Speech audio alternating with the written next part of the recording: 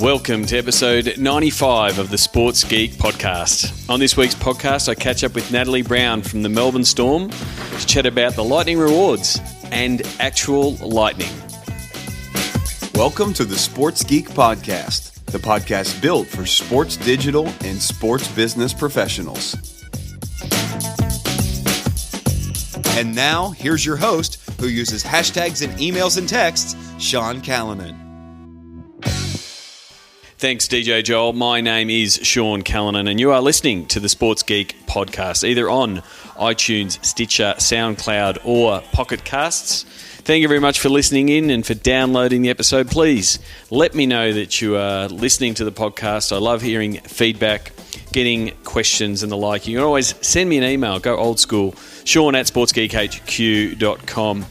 As mentioned earlier in previous episodes, before I went to SEAT, I took a small touring party from the FFA, the Football Federation Australia, and the Melbourne Storm, who play in the NRL rugby league here in Melbourne. And we did a lightning round trip where we took in Seattle, Portland and Los Angeles over 4 days. It was an action-packed 4 days.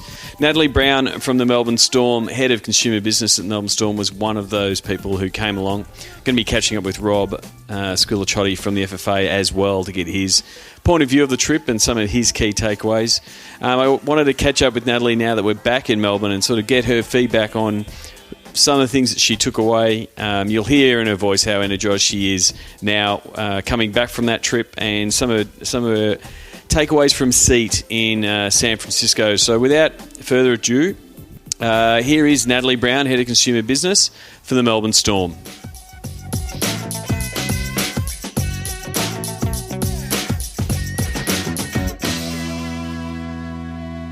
Here we are. I'm in the Sports Geek office and back with a fellow travel companion. We're now back from the United States, Natalle Brown from the Melbourne Storm. Welcome to the Sports Geek podcast. Thank you, Sean. It's good to be here.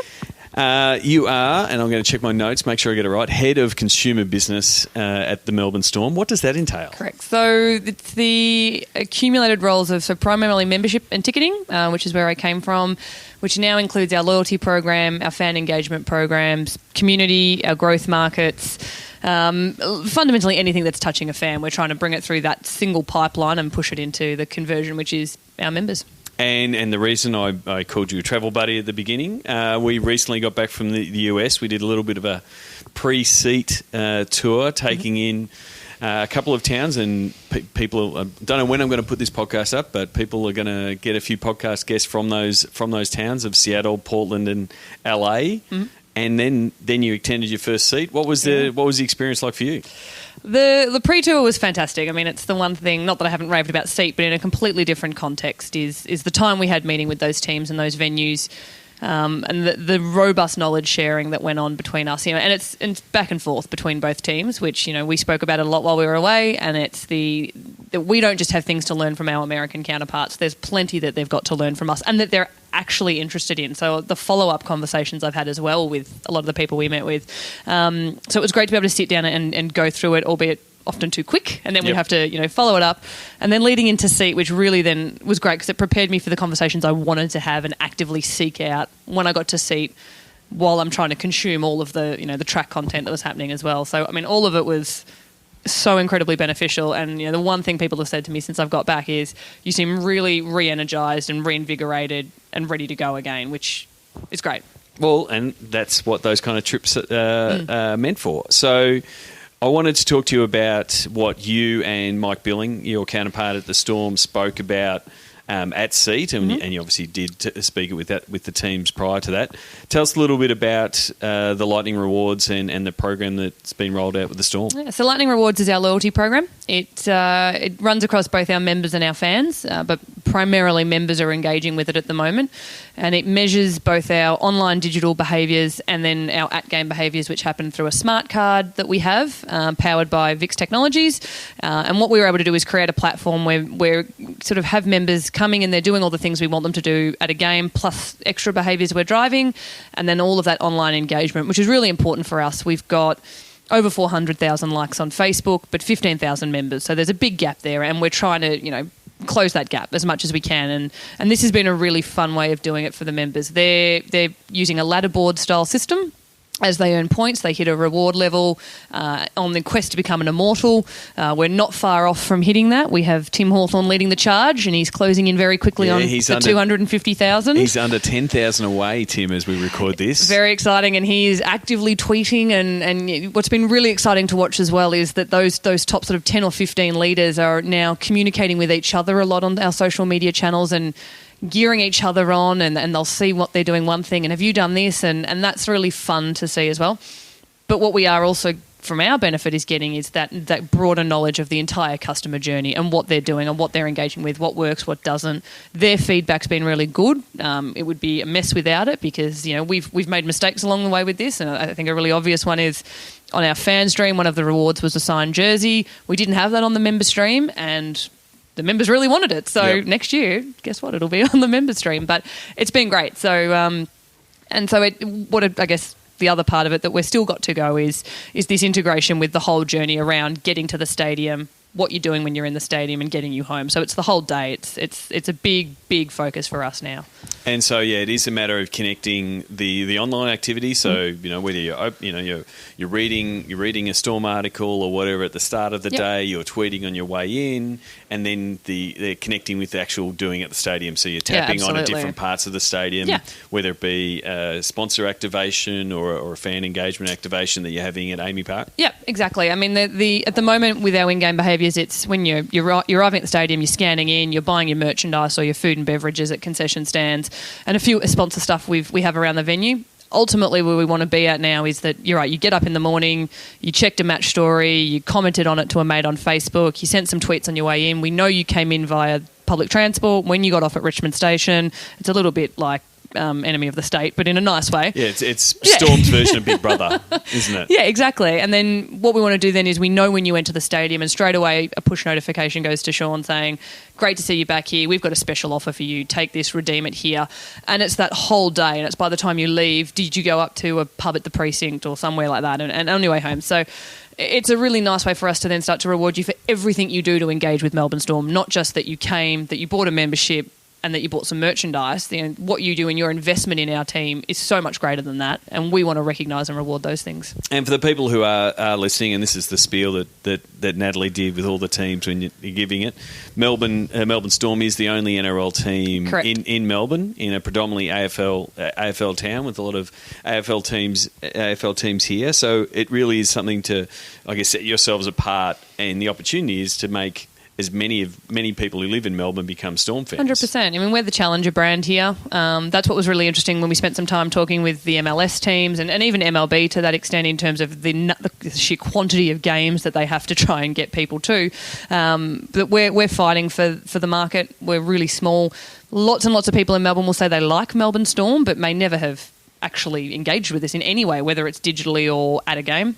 And we just want people to come and try it. We know we've got a really strong game day experience. All of our research shows us that. And it's very, very different to AFL. So you can come and get something that you're not going to see in a much shorter time period too. And that's what that's our push. That's what we want to achieve. More and more people engaging with us on some level. We don't, I always sort of say it, I'm happy to admit we can be the other woman to your AFL team. Something a little bit cheating about it, but that's fine. We know where we are. We're not trying to be the next Collingwood.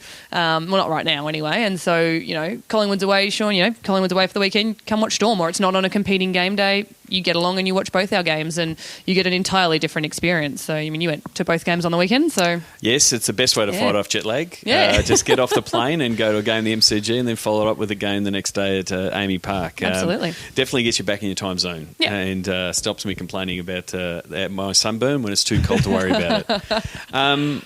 I guess wanted to talk to you a little bit about your background in the world of sports. Yep. You are the second, I think you're the first father-daughter combo on the Sports Geek podcast. Look, I'm going to lie. Jardian Ormsby, who used to work for the Cronulla Sharks and then was in basketball, once tweeted me saying it's like sporting royalty, with my uncle also being in sport, my cousin and my dad and I. But...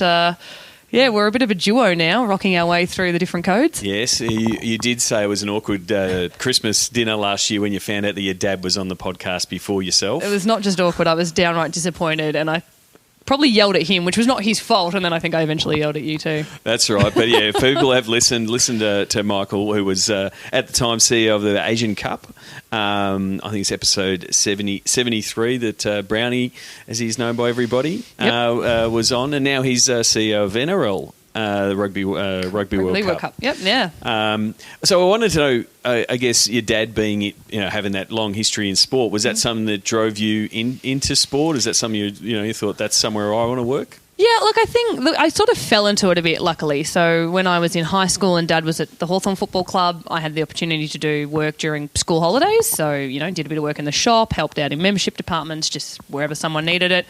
And come the end of year 12, which was when the time Dad left to go to Cricket Australia, I was able to get more work just in membership. I thought, great, it's a bit of holidays pay, happy to do it, and it's always fun, and I already knew all the people. And from that moment on, it just never went away. And so, I work a lot with young people now entering in those sort of graduate level roles in my team, and it's the one thing I tell them is, once you can get in, that's the best and the most important thing. I had a really lucky way in, which was via Dad, and I don't ever want to deny it, and I'm really thankful for it. But it still took hard work. He was gone pretty much as soon as I started full time. And for a long time felt I was in his shadow, but now you wisen up and get a bit older and think, actually, no, this is really beneficial because he pretty much knows everybody in sport.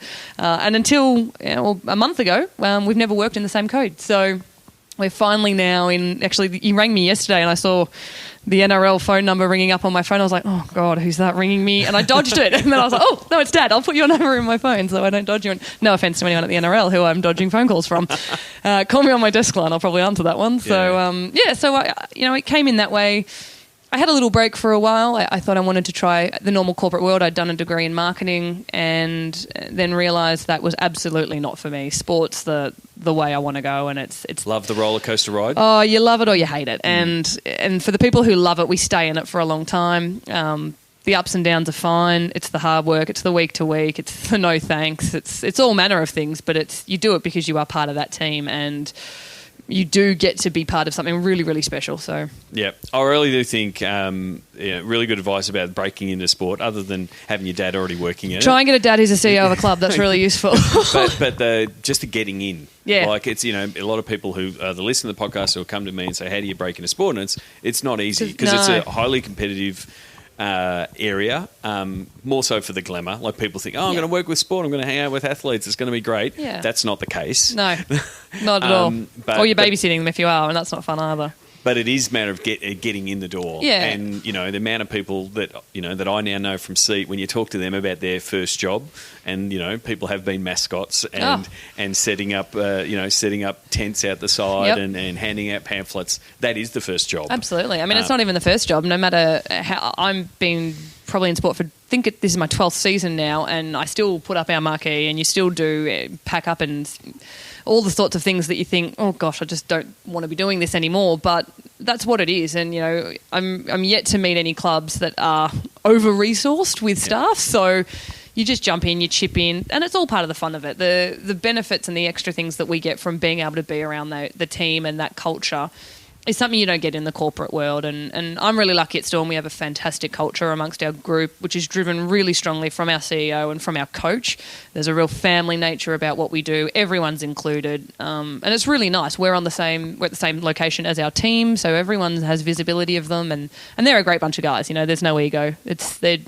Most people wouldn't know more than half our players when you walk past them on the street. So they're really easygoing too, and they want to jump in and help just as much as the young staff do. But for those guys coming in, the best thing I'll say to any interns or anyone who's trying to get in is just foot in the door. If you need to volunteer, give that a go, because once you impress someone in sport, they will stick with you, because come the time that we want to employ you in a job, it's almost unfair, but we expect someone to be able to hit the ground running.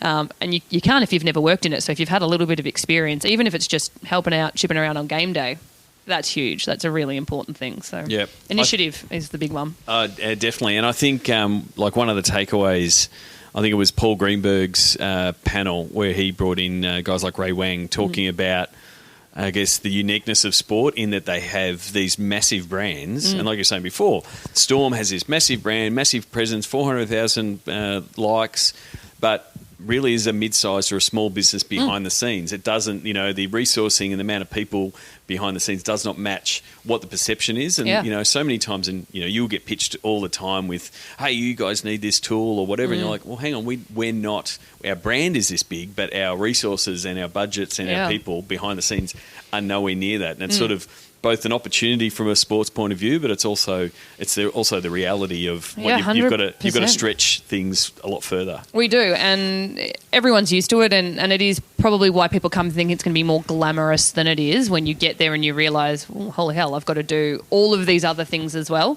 But it's knowing that there's other people there to support you all the time, and a really good example is with Lightning Rewards. It's our first year of running it in its entirety, and it's been a real learning curve for us internally as well, and I don't think anyone would shy away from that. And a lot of that is that administratively there's still a lot of work that has to be done behind the scenes to make the program work, and that's largely managed by a young man in my team called James Green, who everyone I think who participates with Lightning Rewards has probably had some one-on-one interaction with, and it's just him. So he's plugging away every day in his little hamster wheel, just getting through everything. And the days it overwhelms him, he'll speak up, and we'll jump on and we'll help him do whatever he needs. And that's what it's about. Is we're trying to grow him, but we want to grow all the others, say in the membership team too. So it's important that we make sure that everyone can help out. But you sort of look at 15,000 people, members. We've got actively 2,500 people using the program. And it's one man making everything work. So it's a bit of a, I think back to when I first started and I was the only person in membership. I mean, we had 10,000 members my first year here, but it's a lot of work to do. So we grow ever so slowly. But I wouldn't let anyone shy away from that being scared of sort of being busy. Oh, but being busy is great. That is the way. Yeah. I mean, again, 6 years ago, the web departments were one guy. Yeah. So they're all growing along the way. Now we've got guys like James holding together the whole loyalty program. But you're right, he's doing customer service for 2,500 people. Yeah, exactly. And that's pretty phenomenal when you think of it in that sense. Going back to Lightning Rewards, I want to sort of just run through and tick off some of the technology behind the scenes. Yeah. So you want to go through who's running behind the scenes? So we initially last year we piloted the program just on those at-game behaviours, which are all driven off your membership card. So only our members can participate in that portion. And there's a company called VIX Technology that powers the smart card, which is your members card, and all of the behaviours that you're doing with that. The online and social digital behaviours are through a company called Badgeville, based out of the US. So VIX is based in WA, here in Australia. And Badgeville out of the US, and they're running all the online stuff, and then bringing it all together is another company called Jan Rain, and then Telstra, which through partnership with the NRL produces the site that you would go on and see. They've done all the integrated, the plumbing to pull together the Badgeville stuff and the membership stuff together. So it's a one single view. Correct, yeah. So because, as you're a member, Sean, and I'm a member, but for someone else in the office who might not be, they can be using the online, the Badgeville component, and our members are using too. So we've got this almost single sign-on solution happening. It's in our sort of movement and our pathways, and they're the technology companies at the moment that are powering the program. We're then in the process of building a data warehouse. It was one thing that was super hot topic on the CRM track at Seat for me was just data warehouse, and then business analyst. So we're in the process of that, and that was a really interesting thing to take away from Seat was while you look at all of the US teams and where they're at with their data warehousing and their analysis work that's being done. We're not behind because everybody in Australia is in the same spot. There's nobody who's built some fantastic data warehouse and is using it to the best of their abilities, or a CRM for that matter. And I was really interested by some of the teams that have actually stopped using a CRM and are just using their data warehouse instead. So we're in the process of that, which is really good for us. That's great news for James because it means all of his work, all the Lightning Rewards content, and there's so much information and that we're collecting is now going to go into one single source of truth that we can extract from. So we've got that sort of happening, and that'll be in place ready for the next season, as well as some more marketing automation tools as well. That's really key. Is we've got all this content coming in, and then we've got to be pushing out constantly, rewards and updates and newsletters, and there's so many different streams and segments now to our membership base that we're trying to make sure that Sean doesn't get one of everything because you don't need it. And so managing that as well will be a really important next step and vital next step for us, as well as the introduction of mobile technology for, you no longer need your card anymore, you'll use your mobile. Now that's still powered through VIX. The mobile ticket stuff, yeah. Yeah, so, it's little bits of that are everywhere, but it's giving it a holistic and an absolute whole approach to your experience because, I know traditionally membership cards are really important. It's the same as looking at the American teams that are still using ticket stubs for every game. I'd love to move away from them, though, because it gives us so much more flexibility with your entitlements and what we can do for you rather than going, oh, well, you've changed that now. Now I've got to send you a whole new one. You've got to wait for it to come in the mail. We're getting past those days. And I think we had the discussion a couple of times, both on the trip and then with people. I think both paper tickets and membership cards will become ceremonial. Yeah, absolutely. There's a souvenir. It's a novelty. An add-on. Yeah. I think I've even got, I don't know if I brought it in the office yet, we've got our own, we went to StubHub to watch the Galaxy and myself I've got and my Rob lanyard still. The lanyard with our commemorative photo of the game. I think they'll be more, one activation, so people still want the souvenir. Absolutely. And eventually, we just move to the place where the mobile ticket, like we saw with the guys at Levi Stadium and the 49ers, where you just scan your phone. Yeah, and we certainly don't want to take away from the badge of honour that is your membership card and wearing it around your neck in your lanyard and showing off how many years you've been a member. That's really important too. But from a functionality perspective, we can give you so much more if we start to utilise some of these new tools and avenues that we can constantly be making changes and updates for you. So, I think of a really simple one for us is, you come, you've got a reserved seat and you bring a friend, well, we've got to print you a whole new ticket. It's just, we can push something out to your phone straight away. So it's a lot of education for us too with our members, which is to make sure that they understand that the benefits of it. So we're not taking anything away. Yep. We just want to show you we want to give you more and more. It's time to really give back to our members. So that's a really big focus for 2016. And you were saying then just before about seat and, spending a lot of time in the CRM track. I was lucky enough to... I'm catching up with all the CRM people because I missed it because I was in the digital track. Well, I wish I had some more time on CXO, but that's all right. Next year. Exactly. What were some of the, I guess, key takeaways or the ones where you really dived in and writing like crazy? Oh, yeah. Well, I did bring my notebook because I was going to open it up and reference it, but I remember pretty much all of it. It's we had some really interesting... One I really loved that was not necessarily a write-down one, but there was a session on what didn't work. There was a whole segment, just let's talk about the things that didn't. And that was really insightful to hear people talk. We rarely at a conference talk about the things that don't do well. Everyone's sort of showing off a little bit, of course. So that was insightful.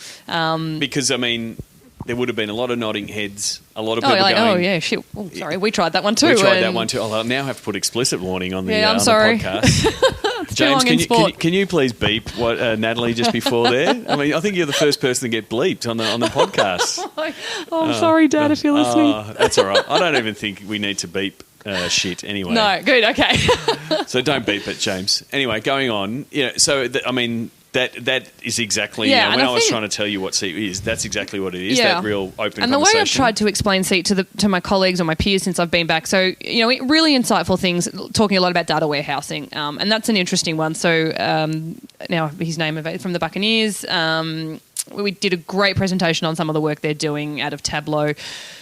And what I loved about it was that unlike any conference I've ever been to before, that midway through you could stop and put up your hand and he might be talking about they're looking to recruit in an analyst role. Mm-hmm. Okay, so what are you guys looking to pay for it? And just share, you know what, well, we need someone that's worth six figures, but we can only afford 50,000. And you think that's exactly the same battle we all have. And that kind of sharing I haven't been to a conference yet where I see that sort of happening because of that closed door safety that is seat, that if you want to just ask that question, and people were sharing, it's the collaboration keyword that we spoke about at the start of the conference. So that was really interesting because what I loved, so back to the sort of the Buccaneers one around their data warehousing and how they're producing useful reports for people, is that it's a piece of software that we can use that's not overly expensive. Now, while I might not have as many people being able to run it, you get those little bits of, well, here's the things I can manipulate and use from it. And many teams using Arctics as their ticketing database or platform. Well, we use Arctics as well. Oh, hang on, they're doing something over there I haven't heard about yet. So I think poor Jamie Haybick, who was at Seat, I hassled him the first day. I bowled him up and said, "Oh, let me tell you what I've learned in the last from our pre-tour first is all these things that you didn't tell me we could be doing." So a lot of it was I mean, everything on CRM stood out to me. I even loved, there was a big session on personalisation, which I really enjoyed as well.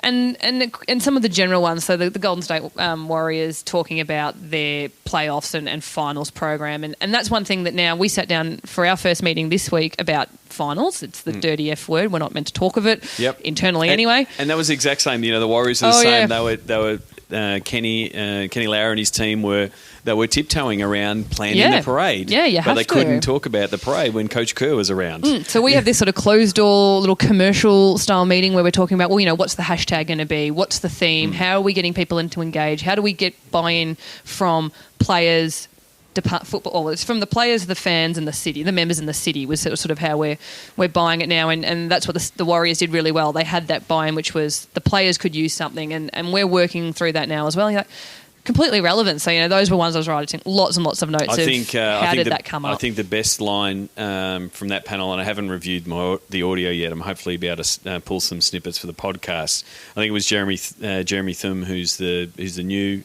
digital guy there, and he was lucky enough to, I think he started 2 weeks before the finals, but he talked about planning for proactive content rather than reactive content. Exactly right. That's a note in my notebook. I remember that one, and so it can look reactive, but you've already planned it. Exactly right. And, you know, they said they did a lot of that stuff getting ready for it. And, you know, you get a lot of kudos for, wow, they've just come up with this. No, we haven't just come up with this. We planned like crazy for absolutely. it. And, you know, there's all these other pieces of content on the floor that we didn't get to use because those events didn't happen. Correct. But it's very much what, you know, that's how sport is completely different to any other marketing organisation. You know, if you're, you know, Coca-Cola or Cadbury, you can just plan and go, okay, now what do we do? Oh, step one, and now we'll do step two. It's like, well, hang on, we had a big win, or we had a big loss, or we had a controversy. Yeah. Like, you have to be agile enough. Yeah, absolutely. To be able to roll with the punches. Yeah, and I think a big thing for me is, you know, I loved during the finals, the Cavs had this sort of big tifo they had out in the back of their stands that said, "There's always this year." And whether that's an internal mantra that we stick by or it's an external one that you can push out, you're absolutely right. Let's try it now rather than reactively go, oh, gosh, I wish we'd done that during finals. We'll do it next year in finals. Okay, somebody remember next year. We're going to do that. And that never happens. Yeah, and, you know, and for the Warriors, it was strength in numbers. You know, they'll run strength in numbers again. It works, you know, and spoken previously to John McCauley when he was at the Raptors, the We the North. That was another one. We go, oh, we should go with it. Oh, yeah, we'll go with it next year. And they went, no, let's pull the trigger now. And they ran it and I think in a really successful you've got to pick campaign. it up. I think the number one meeting that we had that I speak about to everyone and anyone who probably doesn't even want to know is the conversations we had with the Trailblazers. And they stood out to me as the team that knew their brand, lived their brand and their culture the best. And the whole Rip City thing just impressed me. And it's all off the back of one thing that's said at one point in time, being able to identify it really quickly and picking it up and using it. And you're lucky if you're gifted something that works that way. Not everyone is. Craig Bellamy says some amazing things, and we very often keep them internal. That's a mantra for the football department, and it's trying to pick it out and go, actually, you know what, that'll work. From a consumer perspective, let's push that out externally as well, which they're open to. You know, we've got to get footy buy-in. It's their game, and they're the football team, and they're the ones we're very careful of the dirty F word, but making sure they're accepting of it as well. And that's better. That's what's really stood out with the Warriors and strength in numbers is the players wholeheartedly bought into that. Well, again, Kenny tells the story that it was just a phrase that it was getting used internally. Yeah. And so it got adopted. And, you know, that's the same story behind Rip City. Yeah, which, I mean, I love that Rip City, you know, they'll advertise for a role there and they advertise it for working for Rip City rather than the Portland Trailblazers. I mean, that's an incredible brand awareness that I can only hope one day we can get to. But that was my number one takeaway from our pre-meetings was that, you know, apart from the fact that data is everything, and that was across the whole time we were away, know your brand, live your brand. And we have a really strong brand. I mean, it's not without its history, but it's a very short history too. This is only our 18th year in the competition, and we've had an incredibly successful time of it. So we do need to do more work in our, you know, growing our market. It's slow. It is tough. We're not able to crack into the AFL space as much as we'd like with people. We're doing a heap more work next year around NRL Victoria, our community-based programs. Even, you know, Touch Football is such a big network for us. All of that's going to get a huge revamp and an uplift, is bringing these people back closer to us rather than sort of saying, well, NRL Victoria technically sits under the NRL arm and ARL, and they're going to be over there and we're going to be over here. Well, no, we are all one thing. We all have one common goal. We want kids playing the game for NRL, like, Mahe Fanuas of the world and the young Tonomapayas and Richie Kenners. We want them playing within the Victorian competition and coming through our pathways, 16s, 18s, 20s into first grade. But we also then want the development officers going out and just selling our story in schools. They go out in the purple and the kids know it's Storm because it's certainly not Fremantle, and that's the only other purple that exists in the market. We're lucky that even though the NRL's colours are green and gold, that if they went out in those colours here, that's Cricket Australia. So, we push them out and they know it. And, I sat down with Billy Slater yesterday and we talked about how we're going to roll out some of his stuff for next year with membership, and he's excited and really loves to get involved as much as he can. He's throwing around all these ideas and I'm thinking, whoa, Bill, you're not going to remember those when I come to you next year, so let's just calm down a bit. That's why you record them all. Yeah. Let me just get my phone out, Bill. And but he's really and he knows the value of his brand to our business as well. He's not going to play forever. All those older players now are very aware that are they on their last contract? What have they got left in them? Yep. And he wants to do everything he can and to still be part of our team and our club when that goes away. So for us, we're going to maximise on that as much as we can. And then, the excitement of a Munster. You were at the game on the weekend. I'm a big fan of Cam Munster. He worked for me when he first got here. So I like to say that a lot of what he learnt, which is not much, was from me. Certainly not his football, but that's such an exciting young man that, I think at times people externally might worry, well, what's Storm going to do when there isn't those players anymore? And we've got great players that are coming through and they're flashy and they've got the show and the excitement that people know for a Billy Slater. So, you stay tuned, and it's a young kid that's going to do really, really well. Well, thank you very much for coming on the podcast. Before we go, because you've been talking about Lightning rewards. I was going to say, do I get a prize for coming? You will get a prize. I can pick something from the office. Pretty much pick something from the office, exactly. But I want one more Lightning story. So everyone knows with seat, the last two seats, I've torn my Achilles and lost my voice, and everyone was thinking terrible things happen in threes. This is why I brought Natalle and Rob and Kyle with me on the pre-seat trip. They were my buffer for this exact story. Yeah, so Rob and I, it was the morning flying from LA up to San Francisco, and Sean had already left the airport. Rob and I were ready to go, and Kyle decided to work out longer. So we jumped on the little airport bus, chatting away, having a great time. Huge boom of noise. I feel like I thought it was a bomb. I'm not going to lie. We're in LA, and I'm a little bit jumpy. I'm snobby is probably the right word for it. So I'm thinking, oh my God, where are we? This is crazy. Looked out behind Rob and a huge ball of fire went up. So Rob's like, get off the bus. We've got to get off the bus. And it was literally, 2 or 3 metres away? Yeah, it was crazy.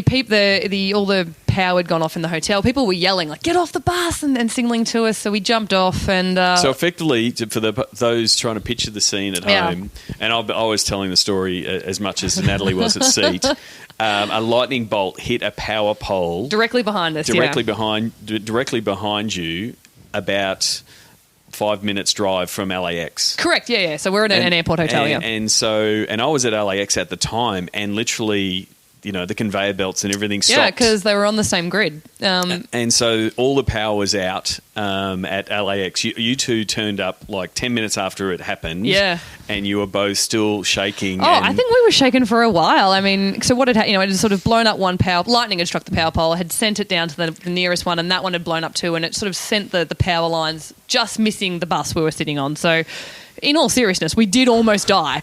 And Rob and I were like, well, we've only known each other like 4 days, but I feel like there's a bond now between us, which there really is, which is nice.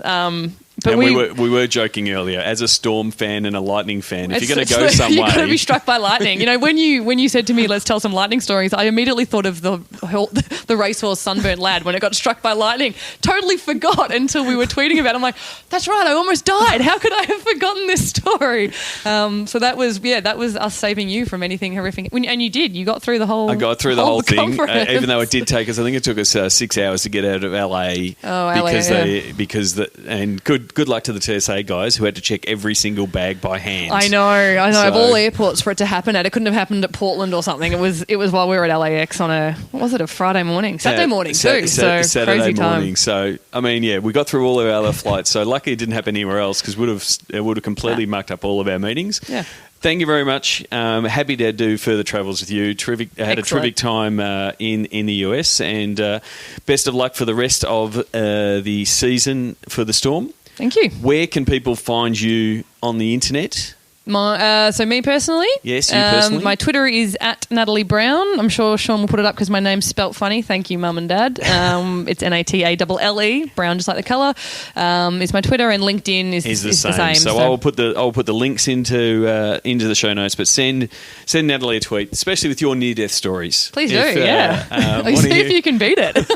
Yeah, exactly. Rob will back me up. Ours was terrifying. I am following up with Rob next week. Excellent. So we'll get his point of view, and yes, you'll be ever connected via lightning. We will, yeah. Thank you very much. Thanks, Sean.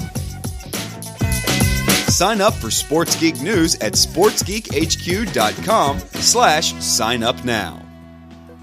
Thanks again to Natalle Brown. That's Natalle Brown.